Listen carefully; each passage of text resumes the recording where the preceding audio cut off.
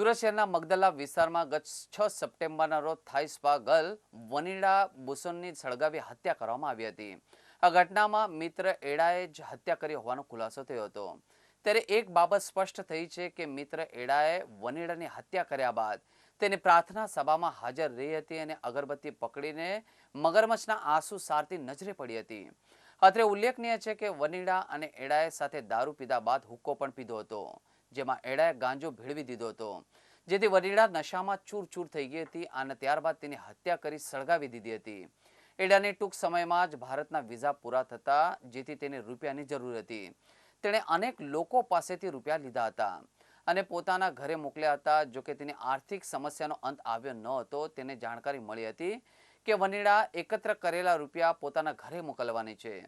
લાખો કમાતી વનિલા એડાને આંખમાં કણાની જેમ ખૂંચવા લાગી હતી, જેથી વનિલાને ઘરે ગઈ અને હત્યા કરી નાખી। ત્યારબાદ સોનાની ચેન રોકડ લઈને નીકળી ગઈ હતી અને હત્યાને અકસ્માતમાં ખપાવવાનો પ્રયાસ કર્યો હતો। 6 तारीख के दिन उमरा पुलिस स्टेशन की हद में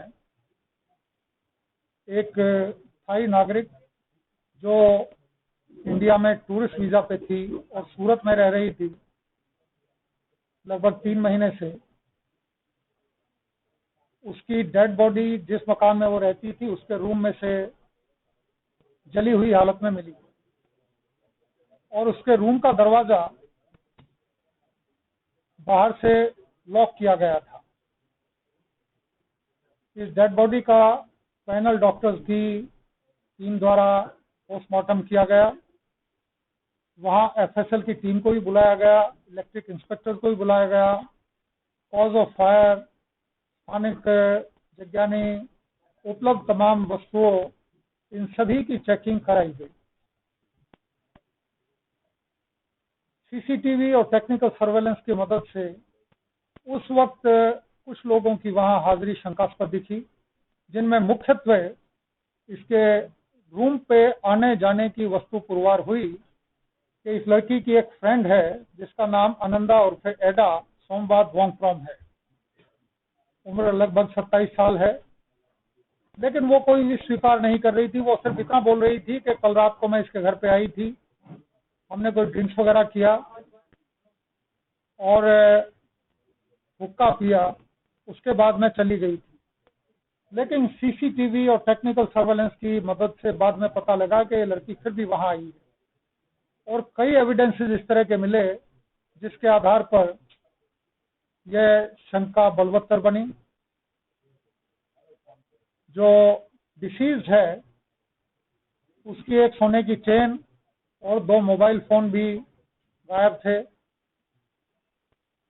जो इन्वेस्टिगेटिव टीम थी, additional commissioner of police sector 2 mister Muliyana, additional commissioner of police crime Shri Sharad Singhal, DCP zone 3 Vidhi Chaudhary और पीआई उमरा सालुंके, इनके साथ साथ एक एसआईटी की टीम की रचना की गई थी। सभी अधिकारियों ने, पूरी टीम ने बड़ी मेहनत के साथ डिटेल में बारीकी से इन्वेस्टिगेशन किया और आज ये चीज स्पष्ट हो गई है कि एडा, जिसका नाम आनंदा है, सोमवार वांगफ्रॉम ने यह मर्डर किया।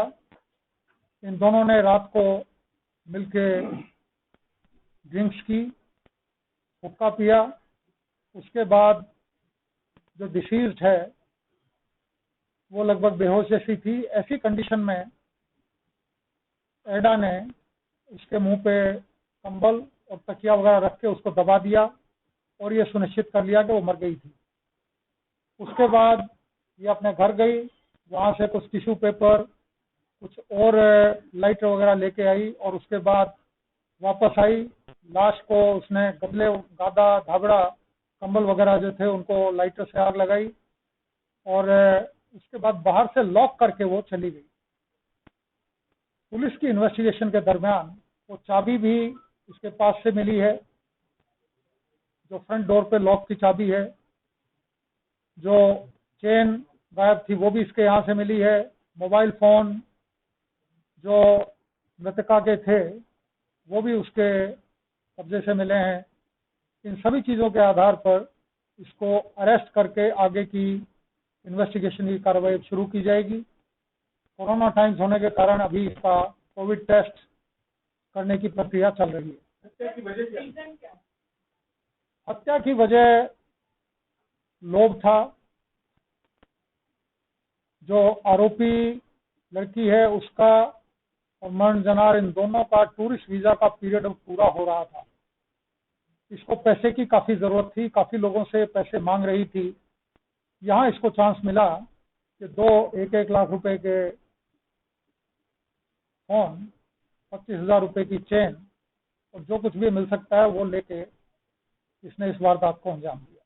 पहला क्यों कैसे मिला कि सूरत पुलिस को यही अपराधी है? मैं इन्वेस्टिगेशन की सीरीज यहाँ शेयर नहीं करना चाहूँगा। पहला कुछ पता चला होगा? सीसीटीवी पे उसकी शंकास्पद गतिविधि दिखाई। और कोई घटना में इन्वॉल्व है क्या कि अकेले उसने मर्डर किया? अभी तक और किसी की भी इसमें शामिल होने की बात ध्यान पे नहीं आई है, लेकिन we have our minds open. हम काम कर रहे हैं, अभी इन्वेस्टिगेशन की बाकी चीजें हैं, आगे चलेंगे। पुलिस जिस तरह से पहले से इसे हादसा मान रही थी, अचानक क्यों ऐसा लगा कि हत्या हुई है? क्या किन पे ध्यान दिया गया? नहीं, सूरत पुलिस कुछ भी नहीं मान रही थी। सूरत पुलिस अपना दिमाग एकदम खुले रख के इन्वेस्टिगेशन कर रही थी। हमेशा जब भी होता है, डेड बॉडी कोई मिलती है और कोई फरियाद नहीं होती तो अकस्मात मौत उसमें लिया जाता है। उसी तरह से इस केस में लिया गया था, but we had our minds open. जैसे जैसे हमें सुराग मिलते गए, जैसे इन्वेस्टिगेशन में चीजें बाहर आती गई, उसके बाद माइंड क्लियर हुआ। फिर मर्डर का ऑफेंस रजिस्टर किया गया और उसके बाद जब एविडेंसेस मिले तो आरोपी को अरेस्ट कर दिया गया। एम्बेसी से कैसे पुलिस संपर्क बनाए हुए, क्या कुछ रिपोर्ट दे रहे थे?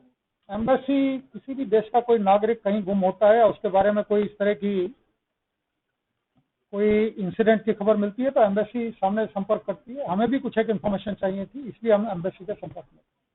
जो होगा जब किया गया वो कौन सी ये चीज स्थान है, ये इम्पोर्टेंट नहीं है।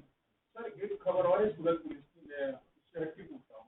अजालियन पुलिस ने जो खुदकुशी करने बंदा जा रहा था उसको बचाया है, तो उसके बारे में कुछ जानकारी आपको मिली है? जब तक मैं उसके बारे में पूरी डिटेल्स नहीं लूंगा मैं यहाँ बात नहीं करना चाहूंगा। एक इंसिडेंटली क्या